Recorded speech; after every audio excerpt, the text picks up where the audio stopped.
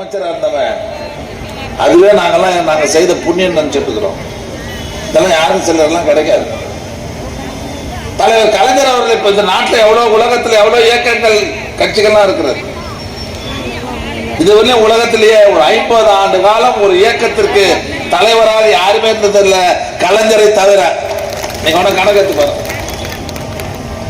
ஒரு 50 வருஷம் தொடர்ந்து ஒரு இயக்கத்துடைய தலைவராக பொறுப்பேற்று அந்த இயக்கத்தை கம்பீரமாக நடத்திய ஒரு மாபெரும் தலைவர் தான் கலைஞர் என்கிற மாமனிதர். எல்லா தேர்தலும் வெற்றி பெற்ற தலைவர். ஒரு மனிதன்னா 1-2 தான் திறமை இருக்கும். நல்லா பேசுவாங்க, எழுத தெரியாது. நல்லா எழுதுவாங்க, பேச தெரியாது. நல்லா பேசுவாங்க, நினைவாற்றல் இருக்காது. ஆனால் தலைவர் கலைஞரை பொறுத்தவரையில ஒரு மனிதனுக்கு தேவையான ஒட்டுமொத்த திறமையும் ஒருங்கே பெற்ற ஒரே தலைவர் கலைஞரை தவிர நீங்க அடையாளம் கட்ட முடியாது. இந்த இயக்கம் தொடங்கிய போது நாடகத்தை அவரே எழுதி ஊர் ஊரா போய் நாடகம் போட்டு இந்த இயக்கத்தை வளர்த்த தலைவர். பத்திரிகையாளர் கேட்கிற கேள்விக்கு உடனடியாக பதில் இருக்கக்கூடிய ஆற்றல். முரசொலியில ஒரே கடிதத்தில் ஒட்டுமொத்த தொண்டனையும் தன்வசம் இருக்கிற ஆற்றல். ஆக எந்த துறையை தொட்டாலும் அந்த துறையில கோலோச்சிய ஒரு மாபெரும் தலைவர் தான் முத்தமிழறிஞர் டாக்டர் கலைஞர் அவர்கள். 5 முறை இந்த நாட்டினுடைய முதலமைச்சராக இருந்தார்.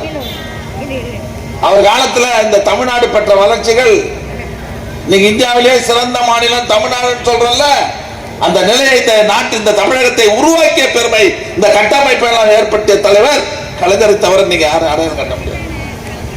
இன்னைக்கு தமிழ்நாட்டில் இருக்கிற ஏழை எளிய தாழ்த்தப்பட்ட பிற்படுத்தப்பட்ட மக்கள் எல்லாம் இன்னைக்கு வளர்ச்சி பெற்று உயர்ந்து நிற்கிறார்கள் என்று சொன்னால் அதற்கெல்லாம் காரணமானவர் கலைஞர். அவர் ஆட்சி காலத்தில் 70க்கும் மேற்பட்ட துறைகளையும் வாரியங்களையும் உருவாக்கி இன்றைக்கு தமிழகத்தை மிகப்பெரிய வளர்ச்சி பாதைக்கு கொண்டு சென்றிருக்கிற தலைவராக முத்தமிழ் கலைஞர் அவர்கள் விளங்கிக் கொண்டிருக்கிறார். அப்பேற்பட்ட மாபெரும் தலைவருக்குத்தான் இன்றைக்கு நாம் பிறந்த நாள் கொண்டாடுகிறோம். இந்த உலகம் உள்ளவரை அவருடைய புகழ் ஓங்கி நிற்கும், அதை எவனுமே அழிக்க முடியாது. இன்றைக்கு அவருடைய மறு உருவாக இருக்கிற நம்முடைய மாண்புமிகு தமிழ்நாடு முதலமைச்சர் அவர்கள் தலைவரை பொறுத்தவரையிலும் கலைஞர் இந்தியாவுக்கே வழிகாட்டக்கூடிய பல்வேறு திட்டங்களை கொண்டு வந்து செயல்படுத்தினார். இதை பார்த்து மற்ற மாநிலங்கள் இருக்கிற முதலமைச்சர் எல்லாம் காப்பி வச்சு அவங்க மாநிலத்தில் செயல்படுத்திய நிலையெல்லாம் இந்த நாட்டில் உண்டு. அது நிறைய செய்தி சொல்லலாம். குடிசை மாற்றத்தை கொண்டு வந்தாரு, குடிநீர் வடிகால் வாரியத்தை கொண்டு வந்தாரு, சிப்காட் கொண்டு வந்தாரு, சிட்கோ கொண்டு வந்தாரு.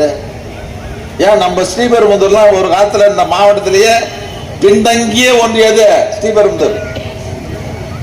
ஒரு புல்லு கூட முளைக்காது, மாடு மேய்க்கிறது கூட புல்லு இருக்காது. ஆனா இன்றைக்கு அந்த பகுதியெல்லாம் போய் பார்த்தீங்கன்னு சொன்னா இன்னைக்கு மாவட்டத்திலேயே 96ல இருந்து 2001 வரை 2001ல இருந்து 2006 வரை அதிமுக ஆட்சி, 96ல இருந்து 2001 திமுக ஆட்சி. கலைஞர் என்ன பண்ணாரு, சென்னைக்கு புறநகர் பகுதியில் மிகப்பெரிய தொழிற்சாலை உருவாக்கி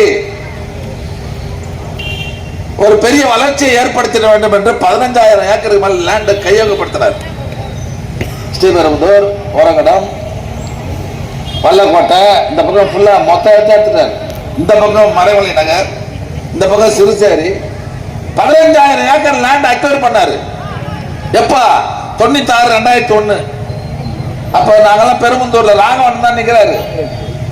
2001 தேர்தல் போன உங்களுக்கு ஓட்டு போட மாட்டோம்னா ஏன் பாடணும், நாங்க வெளியே வைத்தா கூட 2000 ரூபாய்க்கு வித்துருப்போம் ஒரு சென்ட்டை. நீங்க 1300 ரூபாய்க்கு எடுத்துக்கிட்டீங்க, உங்களுக்கு எப்படி நாங்க ஓட்டு போறதுன்னா அந்த தேர்தல் தோத்தே போனோம். 2001 அதிமுக வந்துட்டாங்க. 2001 2006 வந்து இந்த 15,000 ஏக்கர் என்ன பண்ணிடணும், ஒரு திறமையான ஆட்சி இருந்தா என்ன பண்ணிடணும், வாங்கி வச்சு நிலத்தை பயன்படுத்திடணும் இல்லையா. அப்படியே சும்மா விட்டுட்டு போனவங்க தான் அதிமுக ஜெயலலிதா. 2006 கலைஞர் வந்தார்.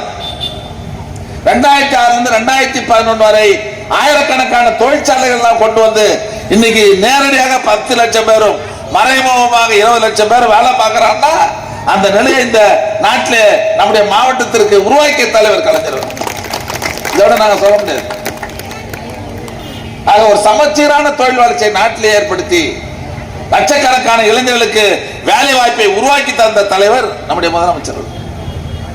இன்னும் பல மாநிலங்களில் போய் பாருங்க, நீங்க 40% கிராமங்களில் கரண்டே கிடையாது, ரோடு கிடையாது, குடிநீர் வசதி கிடையாது. 5 கிலோமீட்டர் 7 கிலோமீட்டர் ஒரு ஸ்கூல் இருக்கும். நீங்க போய் பாருங்க, டிவியே கிடையாது, ஆண்டனா கிடையாது. இன்னும் 40% கிராமங்கள்ல யோகிய மாதிரி பேசலாம், நாங்க தான் நிறுத்திட்டோம். இன்னைக்கு தமிழ்நாடு போதும் சமச்சீரான எல்லா கிராமங்கள்ல இணைப்பு சாலை இல்லாம இருக்காது, எல்லா கிராமங்களும் பள்ளிகள் இல்லாம இருக்காது, எந்த ஒரு தண்ணி தட்டுப்பாடு இருக்குது, எங்க சாலை சரியில்லை. முழுவதுமாக இன்றைக்கு தமிழ்நாட்டை ஒரு வளர்ச்சி பாதை கொண்டு சென்ற கலைஞராக இருந்தாலும் சரி, அவருக்கு பிறகு ஆட்சி பொறுப்பேற்றிருக்கிற நம்முடைய முதல்வராக